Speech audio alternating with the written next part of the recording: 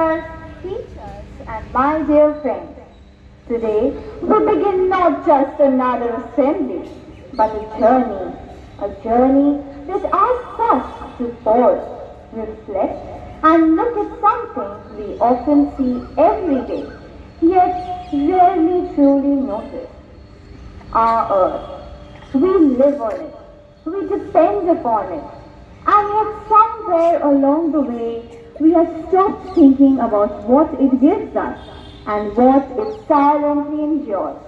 Over the next few days, we will explore different truths, some uncomfortable, some eye-opening, and some that may stay with us long after we leave this assembly. And today we begin with the question, if everything the earth gives us has a price, would we still treat it the same way? Let us begin with our first presentation, the auction of earth in 2050. Every day across the world, auctions take place. Houses, jewelry, paintings, rare objects. Each item sold to the highest bidder. But today's auction is different. Today, we are auctioning for something far more valuable. Ladies and gentlemen, welcome to the auction of the planet. Our first item, pure, clean air. No smoke, no pollution. Just the oxygen that fills your lungs every second. We start the bid at 50,000.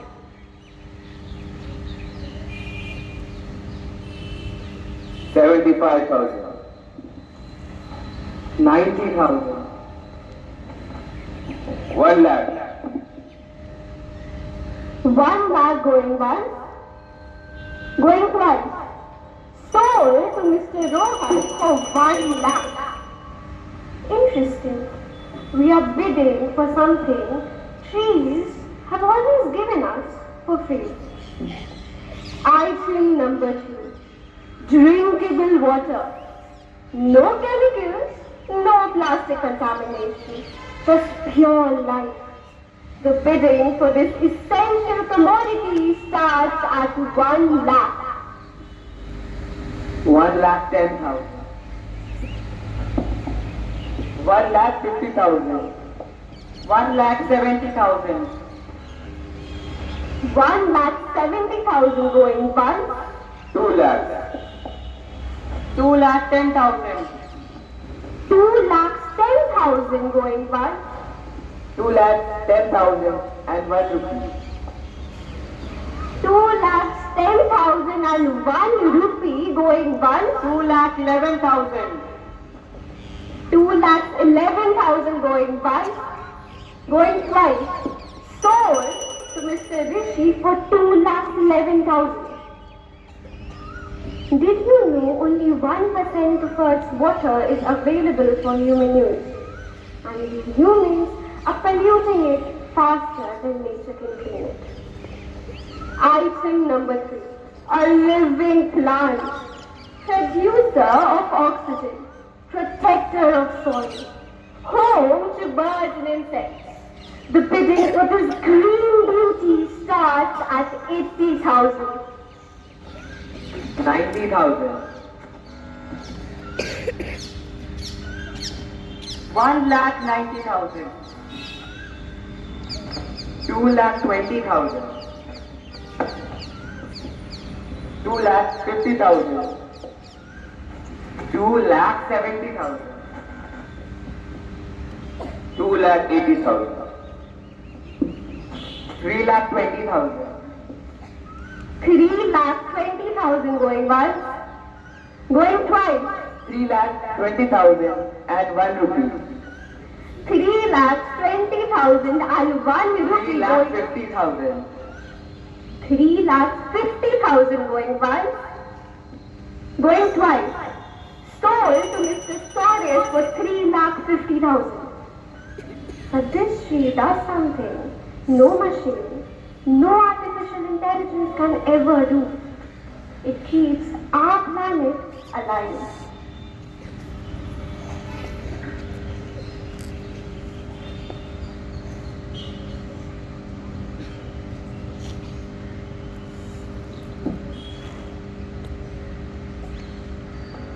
Why?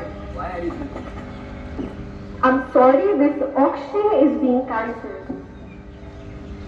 Because bidders, these things were never meant to be sold. They were meant to be protected. Yet sadly, across the world, we treat air, water and forests as if they are unlimited.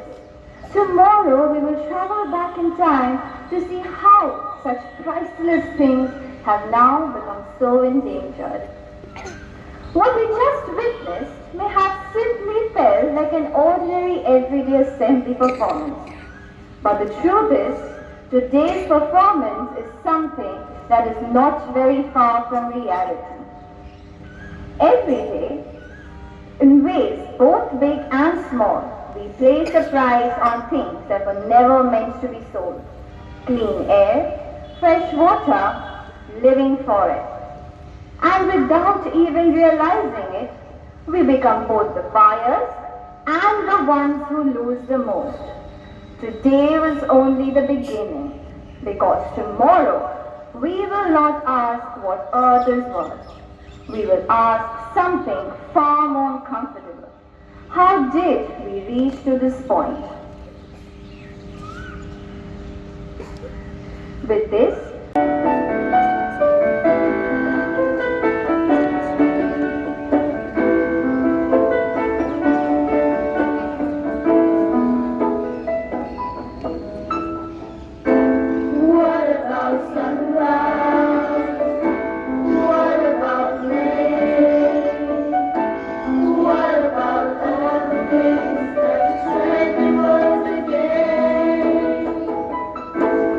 what about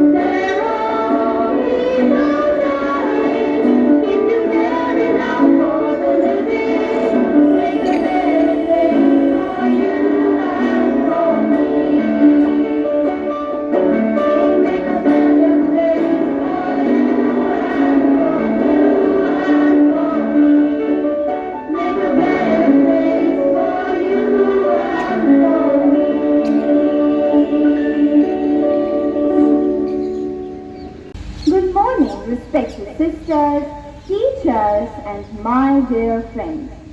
On Tuesday, we asked a difficult question. If everything the earth gives us had a price, would we still treat it the same way? But today, we move a step further. Because the truth is, the condition of our planet did not change overnight. It is the result of choices, small, repeated, and often unnoticed, made over many years. So today, we pause, not just to observe, but to understand, to look back, to trace the journey from balance to imbalance, from care to carelessness. Let us now witness this journey through time presented by students of Class 4B, the timeline of damage.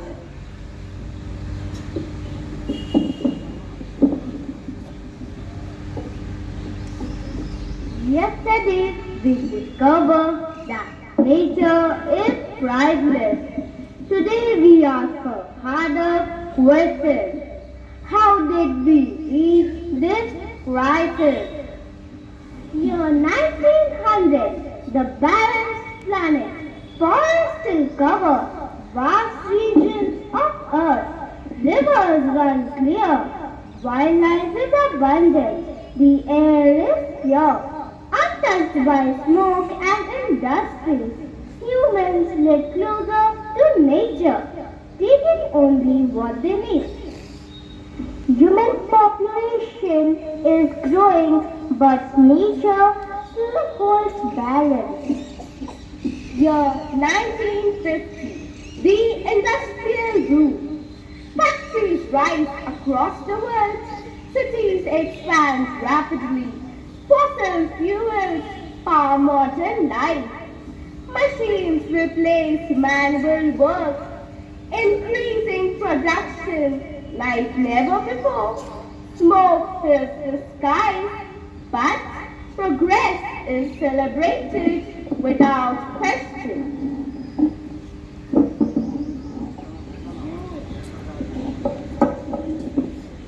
Progress accelerates, but pollution quietly begins. Year 1980, warning signs. Scientists warn about climate change. Rainforests are cut down at alarming rates. The ozone layer begins to thin, rising global concern. Yet, warnings are heard but rarely acted upon. The planets begin sending signals. Year 2000, the plastic age. Plastic production explodes. Oceans begin filling with waste. Single-use culture becomes a part of everyday life. Convenience is chosen again and again over sustainability. Convenience becomes our habit. Year 2026, the present moment. Climate disasters increase. Species vanish faster than ever. Heat waves, floods, and wildfires become more frequent and severe. The future is no longer distant. It's unfolding now. For the first time in history, humans must decide the future for the planet. Tomorrow, we look at something even closer, the hidden environmental cost of our daily choices.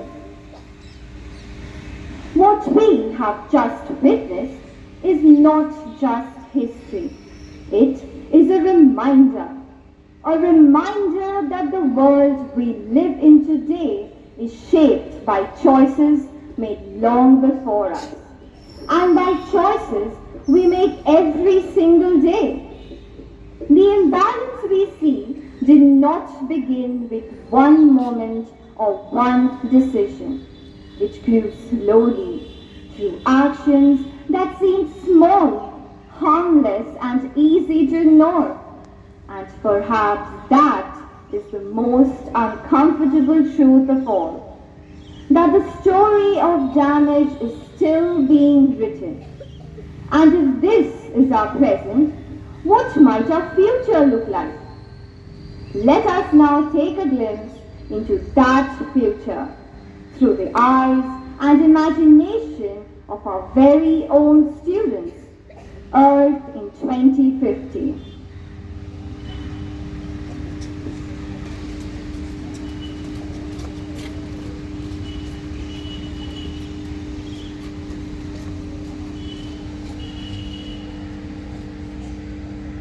This, my friends, is not just imagination of these young artists. It is a possibility. And the future depends entirely on the choices we make today. Please get ready for the prayer.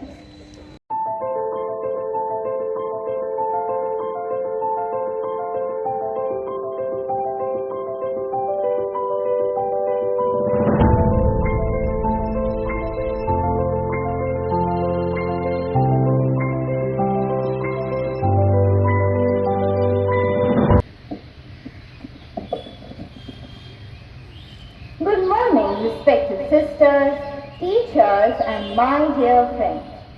Over the past 2 days, we have looked at our planet from a distance. We saw its value and we traced the journey of how it reached where it is today. But today, we bring the focus closer because the truth is, the story of environmental damage is not only written in history books. It is written in our daily lives, in things we choose, in things we use, and the things we throw away without a second thought. We often believe that our individual actions are too small to matter, but when repeated every day by millions of people, those small actions carry a cost. A cost that is not printed on price tags. A cost we do not see, but one that the earth continues to bear. Today, we uncover that hidden cost. Let us now witness the hidden cost lab. Every time we buy something, the first thing we look at is the MRP, the maximum retail price, the value that tells us what we owe as consumers. But it never tells us what the planet loses.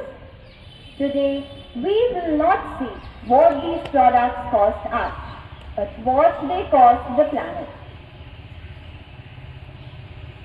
A simple cotton t-shirt, comfortable, affordable, and something which we wear almost every day. But the earth's price is much greater.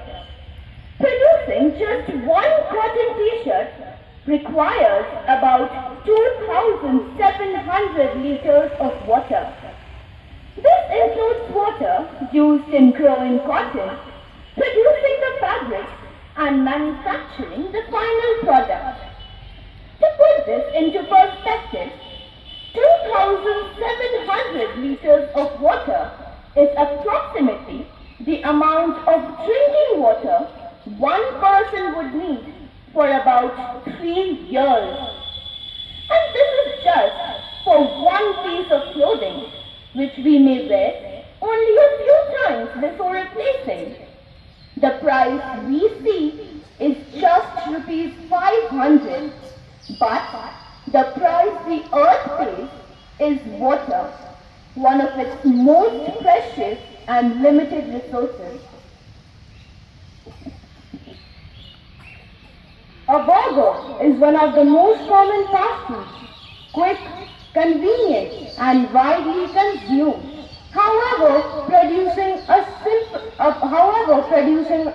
burger requires around 2,500 liters of water. This water is not just for cooking. It is used to grow crops, that feed livestock to raise the animals and to process and transport the final product. In addition, large-scale meat production contributes to deforestation and greenhouse gas emissions, further increasing its environmental impact. So while we pay rupees 150 for a meal, the earth pays in water, land and environmental stability.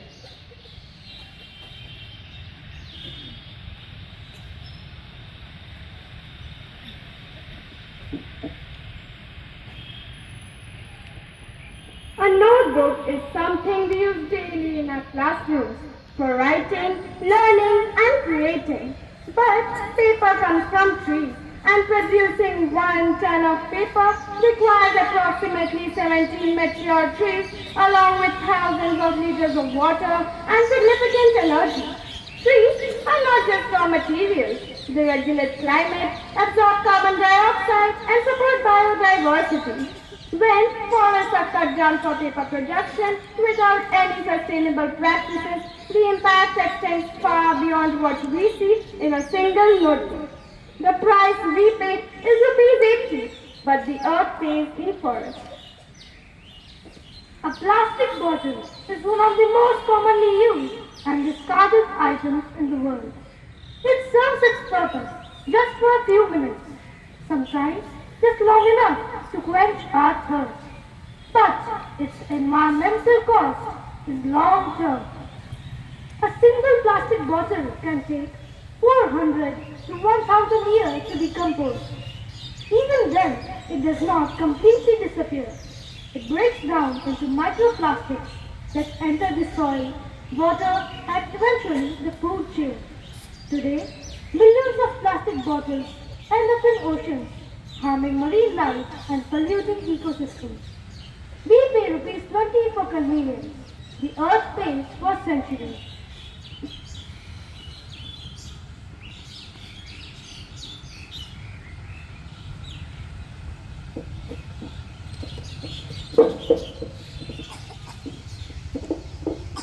A smartphone, one of the most essential devices of modern life. It connects us, informs us, and entertains us. But behind its sleek design lies a complex environmental cost. Smartphones require rare metals like lithium, cobalt, and gold. Extracting these metals involves mining processes that damage ecosystems, consume a lot of energy, and often lead to pollution. In fact, manufacturing a single smartphone can generate around 70 kilograms of carbon emissions. Additionally, electronic waste is one of the fastest growing waste streams globally. We pay once for the device, but the earth pays continuously through resource depletion and pollution. Fuel powers our vehicles, industries, and daily lives. It is the backbone of modern development, but this convenience comes at a significant environmental and global cost. The world consumes over 100 million barrels of oil every day, much of it sourced from regions like the Middle East. When conflicts occur in these regions, such as the ongoing tensions involving Iran and Israel, oil supply chains are disrupted. This leads to rising fuel prices, economic instability, and highlights how deeply dependent we are on fossil fuels. At the same time, burning fossil fuels releases greenhouse gases contributing directly to climate change. We pay rupees 100 per litre at the pump. The earth pays through pollution, climate imbalance, and global vulnerability. Every product we buy, every choice we make takes something away from this planet. Fresh water, clean air, forests, or even minerals. Individually, these costs may seem small, but together they are changing the balance of the planet in ways we are just beginning to understand. The price tag tells us what we owe as consumers, but it never tells us what the earth loses. The real question is not if we can afford these products. The real question is, can the earth afford us?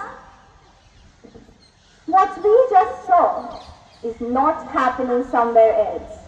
It is happening because of us, not in big ways, but in small choices, repeated every single day. And those choices do not disappear. They stay. They pile up until one day we realize we have built something we never intended to. A wall. Let us now witness the reality wall.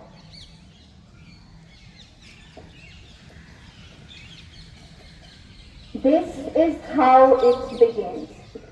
Not all at once, but piece by piece. A habit here, a choice there, something wasted, something ignored. And before we realize it, it stands in front of us, complete and difficult to undo. This is not a wall of bricks. It is a wall of choices. But if it was built, it can also be undone.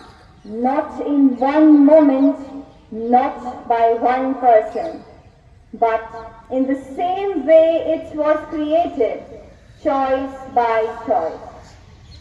The question is not whether this wall exists, but how long we choose to keep it. What we have seen today is not the end of the story.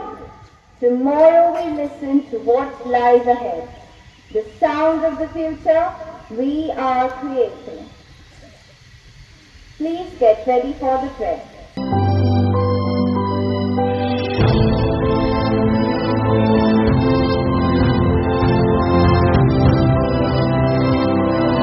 Respected sisters, teachers, and my dear friends, before we begin the last assembly of the Earth Day series, I request everyone present here to gently close your eyes for the next few moments.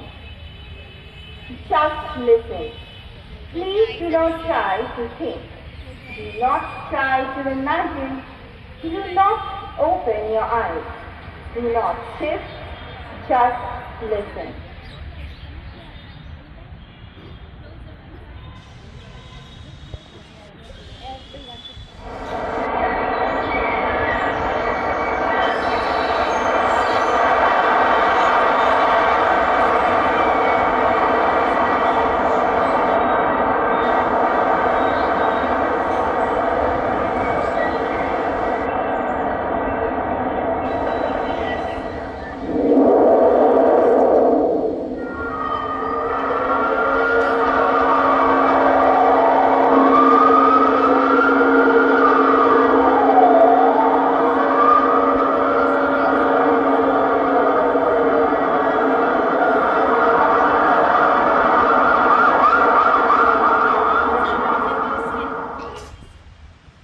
You may now open your eyes.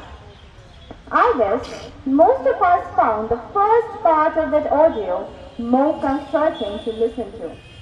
The first sounds felt familiar, peaceful, and the kind we don't question.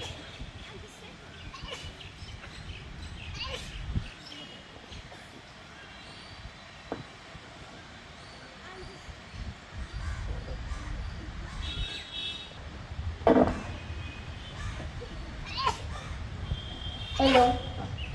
And the second part, perhaps a little uncomfortable, a little unsettling. But the truth is, we are slowly moving from one to the other.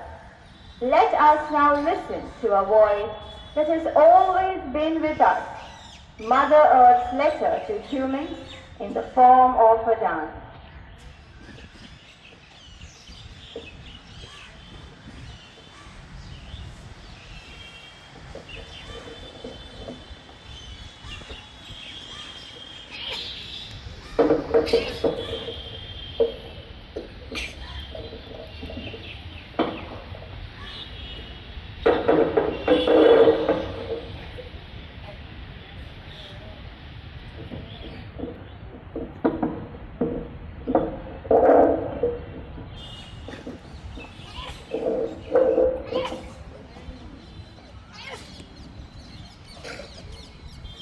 Dear humans, I have watched you for centuries, long before your cities touch the sky, long before your machines fill the air with noise and smoke. I have given you everything you needed. Forests that breathe life into your lungs, rivers that carried your thirst away, and land that held you steady when you first learned to walk. I gave, and I never asked for anything in return, because giving to you was love. There was a time when you understood that love. You walked gently upon me, not as owners, but as caretakers. You took only what you needed and knew when to stop.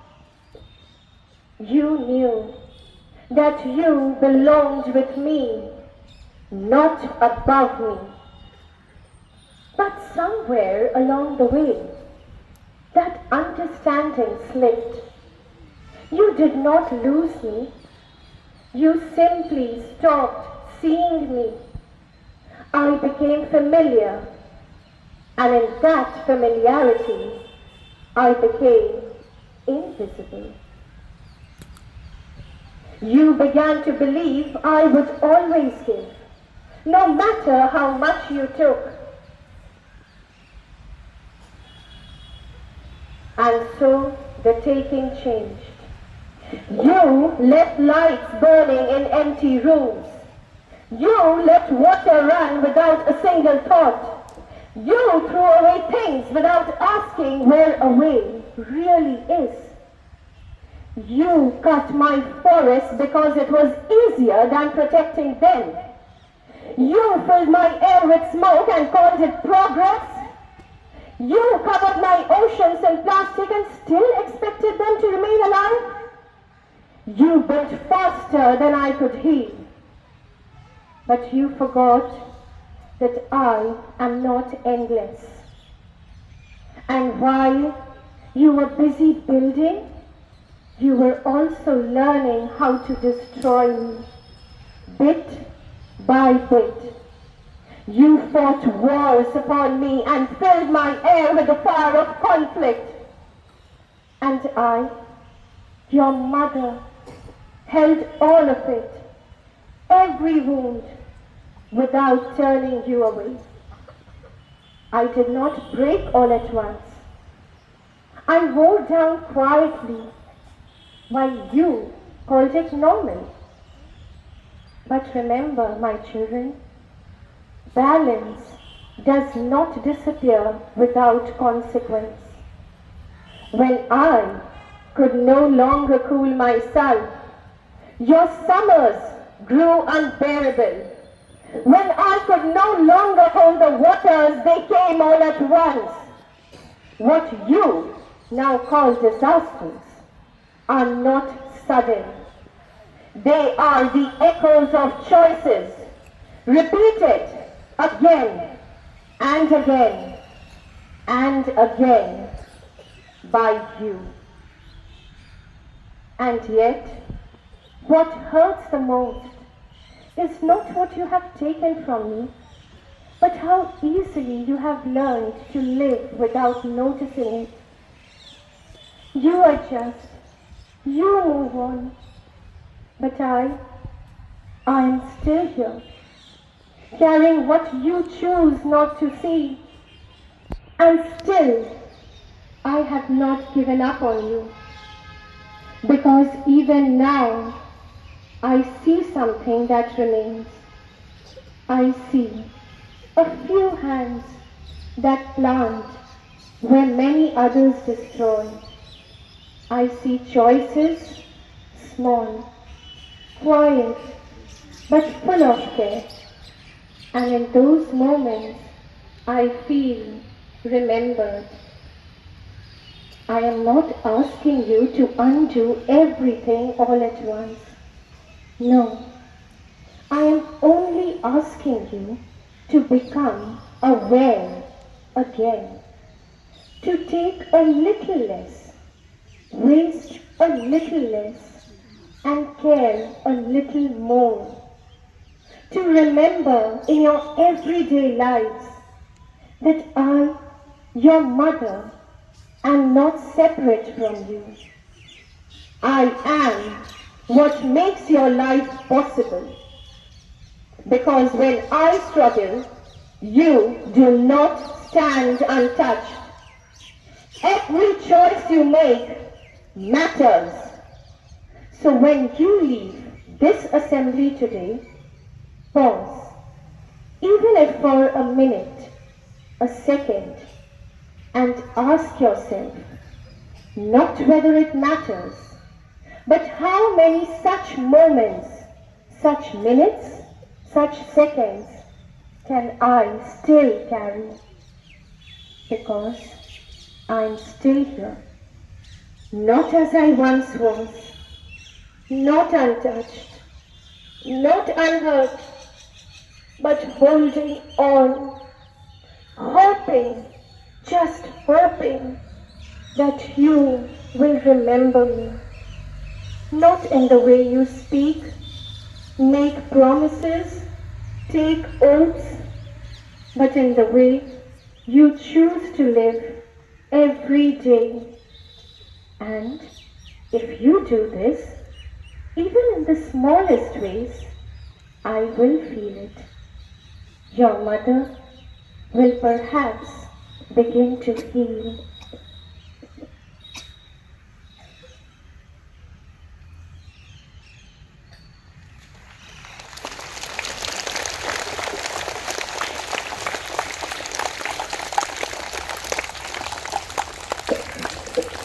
End of the series.